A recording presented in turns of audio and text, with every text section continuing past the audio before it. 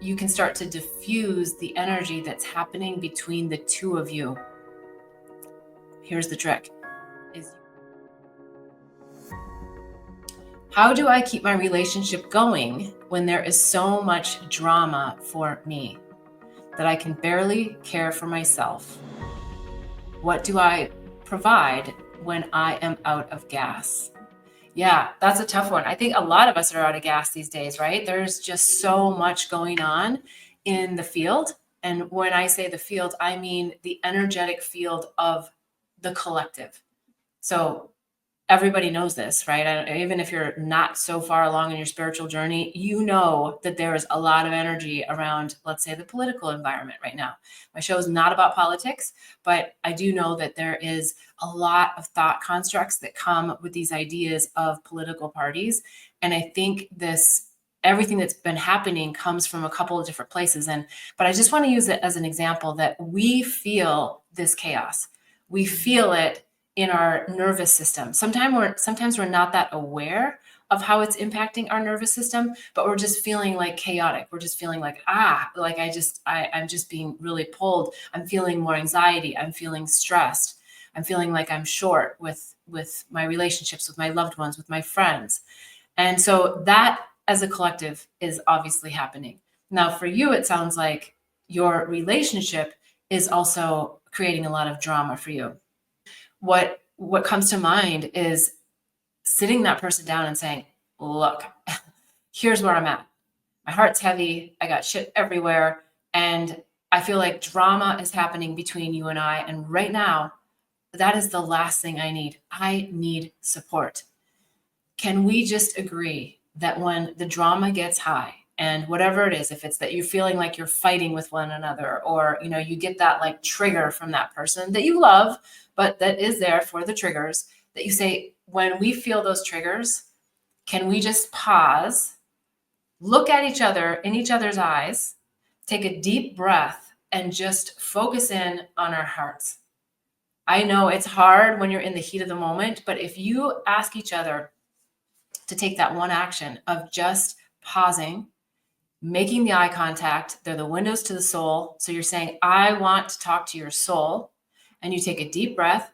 You say, I want to be grounded in my heart. And you feel your heart. Forget about the love, forget about the romance or whatever. Just feel yourself. Feel your heart and feel the energy here. And then use your imagination a little bit and pretend that from your heart is just this, like the superwoman, superman, superpower energy that's just bursting out of your heart towards them. But it's about you. It's about you continuing to open your heart, because it's a heart opening activity where you're just saying, I want to be grounded in me. And then you can start to diffuse the energy that's happening between the two of you. Here's the trick, is you also can't have, I don't like those words, can't have, but you also have to be really, really discerning around your judgment that you're going to want to place on your partner. They're not doing it, or they're not doing it like I am, or, whatever the mind is going to come up with. You've got to just step beyond that and just say, I am giving the window to my soul through my eyes, because you're with someone that you care about. This is, you said it's it's a relationship. So I believe it's a husband actually in this case. Yeah, you've got to offer your own vulnerability. And maybe there's a code word that you come up with. I know maybe that sounds silly, but sometimes the code word is just drama, right? And then you just go, okay, we're going to step out of the drama. We're going to step out of this trigger. We're going to step out of this, because we need each other. We need each other to be touching. So the other thing I would say is that if you can get to that heart-centered place, then just take each other's hand, just hold it. Just hold each other's hand and, zip the lips and make the contact, take the breath, sit in your heart, see how it feels. Because that's really what you're trying to do, is be in that feeling center, not just in that, I just want to say all these things to you that are weighing heavy on my heart. And a lot of them are because of external environment influences. So hopefully that's also helpful for you. And again, I'm happy to help you more if you want to go into deeper details. But it's a basic exercise. And I know that it can be challenging in the moment. Try it. Try it with people that you're not so charged with first, if that helps, just to get you into the energy of it. See what happens with that loved one that has all the buttons to push for you.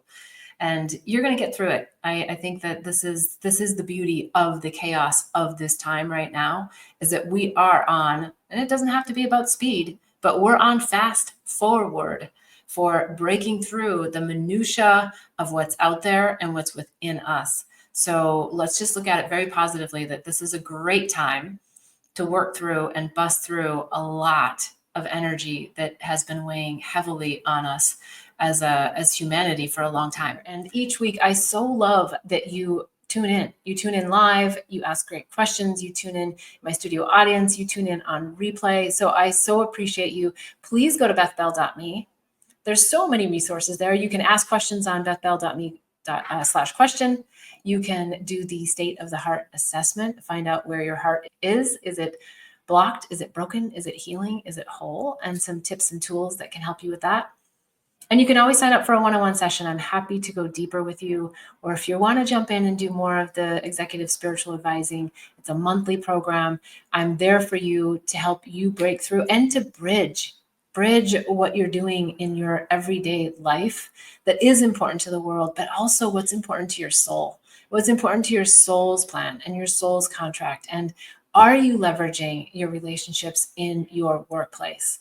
Are you leveraging all the lessons that they're here to bring and to help you break through for your journey? So we don't always have to leave our corporate lives to really immerse ourselves in the spiritual journey. Sometimes we need to just get the lesson so we don't have to keep repeating them. Because if you go to a new job or you do a new thing, it's like it's always going to be the same stuff, different place, right? And I look forward to seeing you again next week, every Sunday, 11:11 Pacific time. I'd love to see you here. And until then, wishing you much bliss and love on the journey. Namaste.